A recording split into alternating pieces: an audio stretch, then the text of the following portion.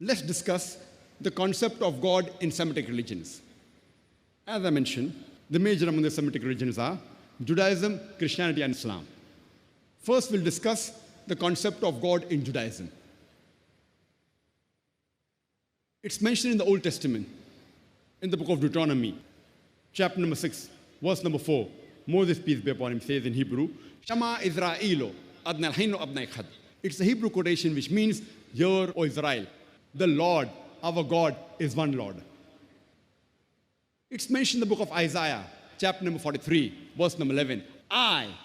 Even I am Lord, and there is no Savior besides me. It's mentioned in the book of Isaiah, chapter number 45, verse number 5. I am Lord, and there's none else. There is no God besides me. It's mentioned in the book of Isaiah, chapter number 46, verse number 9. I am God, and there's none like me. It's further mentioned in the book of Exodus, chapter number 20, verses 3 to 5. It says, Thou shalt have no other gods besides me.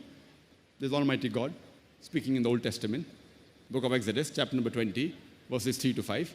Thou shalt have no other gods besides me. Thou shalt not make unto thee any graven image of anything, of any likeness in the heaven above, in the earth beneath, and the water under the earth. Thou shalt not bow down to them, nor serve them, for I, thy God, thy Lord, am a jealous God.